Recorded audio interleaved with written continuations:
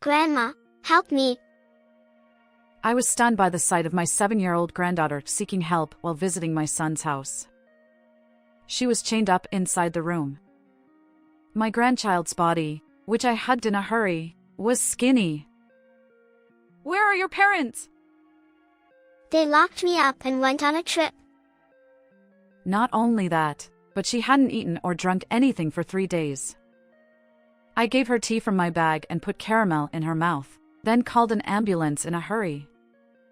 My granddaughter closed her eyes in relief in my arms. I can't forgive them for doing such a horrible thing. I decided to send my son and daughter-in-law to hell in place of my helpless granddaughter. I'm Nancy, 62 years old.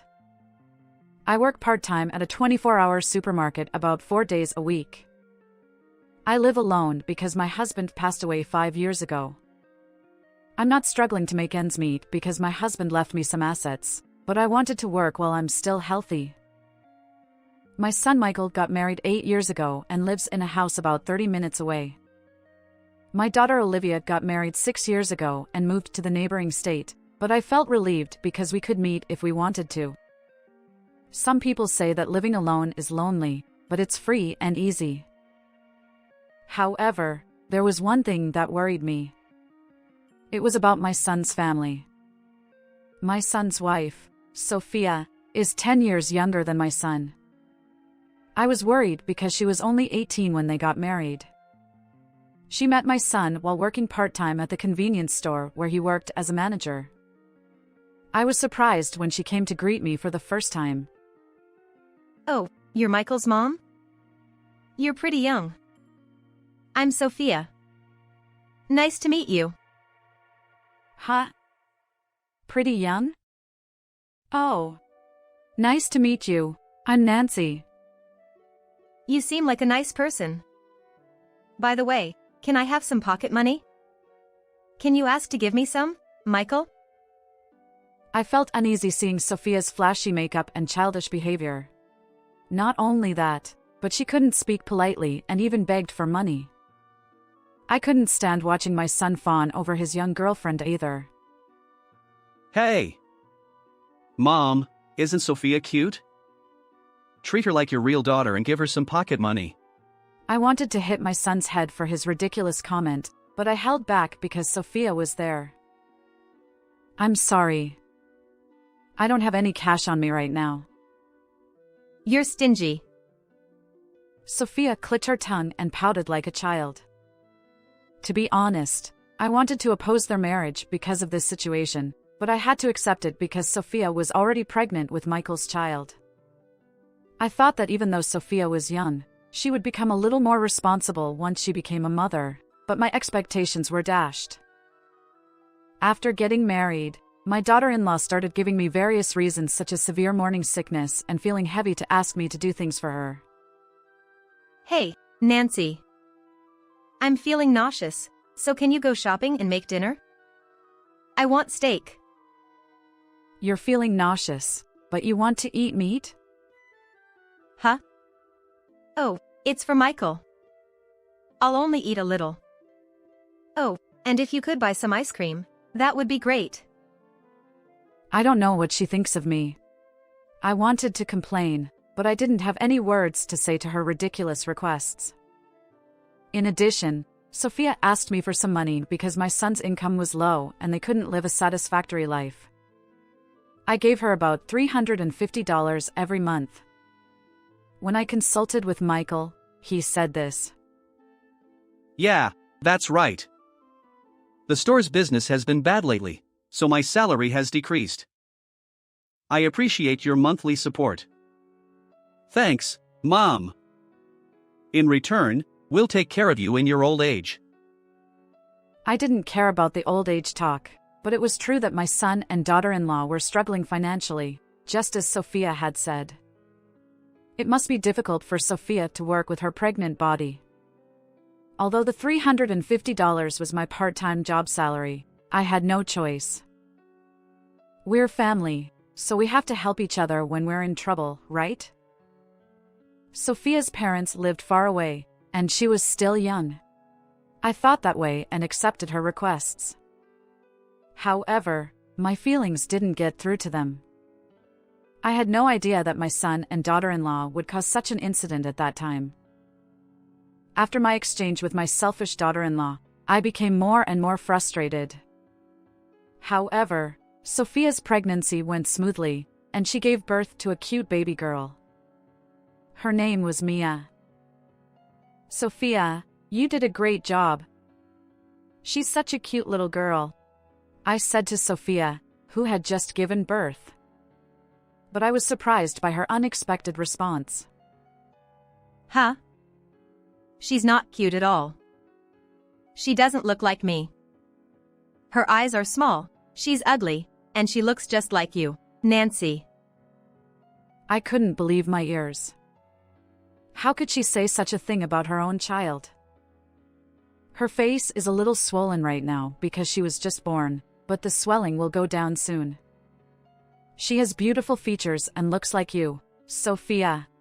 Hey. Old lady. Are you saying that this ugly baby looks like me? I was shocked when my daughter-in-law suddenly got angry. Then, my son started to agree with her. Yeah, she does look like Mom. I wish she looked more like beautiful Sophia. I was furious with their comments, but I could only hope that Sophia's emotions were unstable because she had just given birth and that she would eventually come to appreciate the baby's cuteness. Sophia continued to ask me to do things for her, perhaps because Mia was a handful. Meanwhile, my granddaughter grew up pure and healthy and began speaking at the age of 2. Grandma, I love you. I remember being so happy that I cried when she said that. Grandma loves Mia too. You're a precious little treasure. Mia was pure and obedient, so she seemed like an easy child to raise from my perspective. However, Sophia scolded the young Mia everything, giving in to her own emotions. Ugh, be quiet. Stop crying. Can't you hear the TV? Sophia, maybe Mia is crying because she wants to be comforted by her mom. Why don't you play with her? Humph. She's my child, so don't tell me what to do. You old hag. Sophia raised her voice and spat on me while turning up the volume on the TV. I was concerned about her lack of proper parenting, so I took care of my granddaughter at my son's house on my days off and after work. However, Sophia began to look at me with a nasty expression, and it became more and more obvious. When Mia turned 4 and became less of a handful, Sophia began to avoid me. One day, I visited my son's house with some delicious sweets as a souvenir and tried to feed them to Mia. However, no one answered the intercom, so I pressed the button several times. Suddenly, the door opened, and Sophia came out with a bright red face, furious. You're so annoying. Can't you tell that you're being avoided? Huh? Do you hate me coming here? It's because of you that Mia is closer to you than me. You're a nuisance. To my surprise, Michael was behind Sophia. He had also been avoiding me. Mom, stop bullying Sophia. Don't you feel sorry for her? Don't come here anymore. But what about Mia? We're here for her, so you don't need to worry. I was worried about my granddaughter, but I couldn't argue with her parents. I had no choice but to give up visiting my son's house. Michael, despite refusing my visits, made a brazen request. Hey, I'm short on living expenses. Can you keep sending me money every month? I thought that he wanted to use the money to buy delicious food and beautiful clothes for Mia. I thought it would be used for Mia's sake, even though I couldn't be with her, so I continued to send money. However, looking back now, I should have kept visiting my son's house no matter how much he disliked it. If I had done that, things wouldn't have turned out like this. When Mia turned 7, a terrible incident occurred. I sometimes had to go to work before 5 a.m., and when I passed by my son's house, The lights were on for 3 consecutive days, even though it was usually an unoccupied time. I became suspicious and visited my son's house the next day. When I opened the front door, an abnormal scene unfolded before me. Grandma, help me. Mia cried in tears. She was chained to a pillar in the living room. There was no heating in the room, and she was shivering from the cold. When I hugged her in a hurry, my granddaughter's body was skinny. She had lost a lot of weight since I last saw her. Her face was pale, and she had no color in her cheeks. "Where are your parents?" They locked me up and went on a trip. My granddaughter replied. Not only that, but she hadn't eaten or drunk anything for 3 days. I searched my bag in a hurry and gave her a bottle of tea to drink and put caramel in her mouth.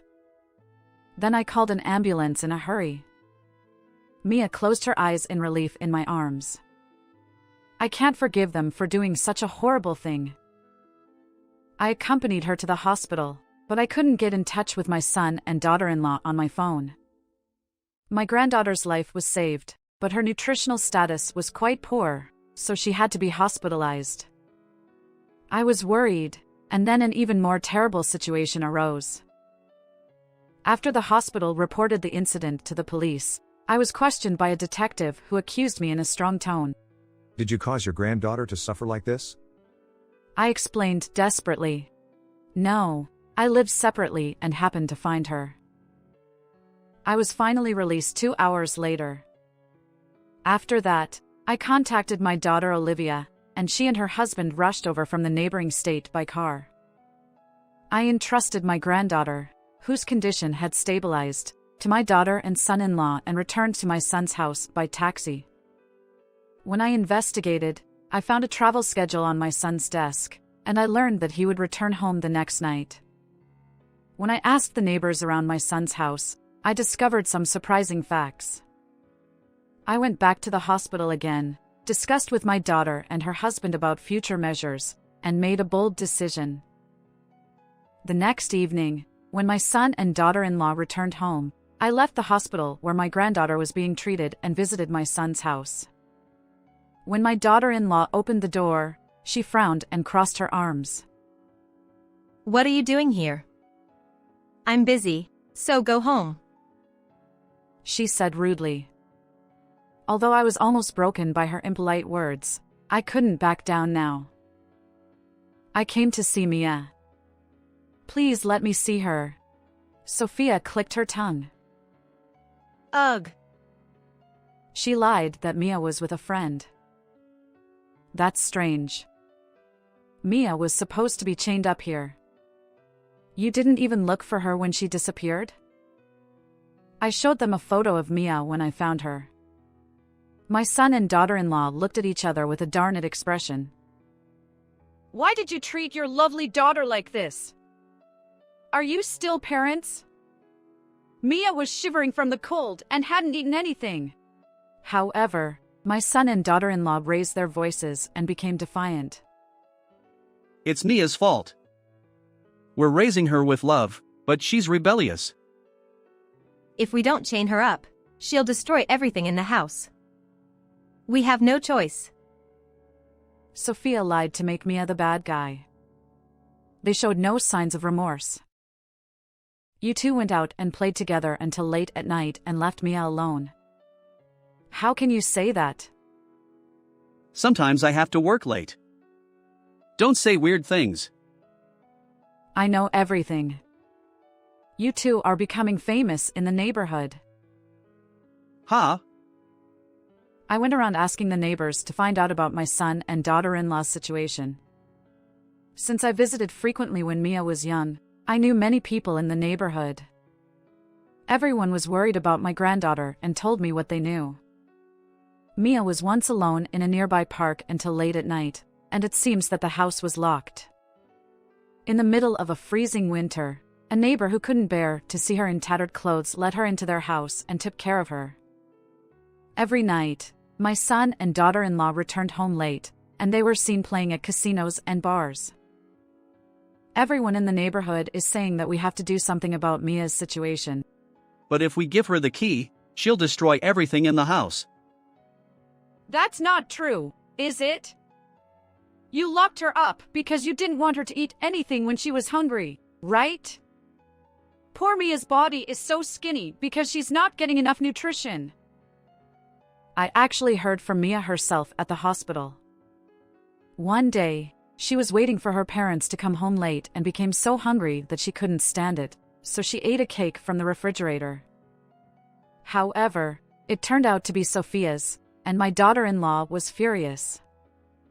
After that, they didn't give Mia the key and left her outside. When Sophia heard my story, she glared at me.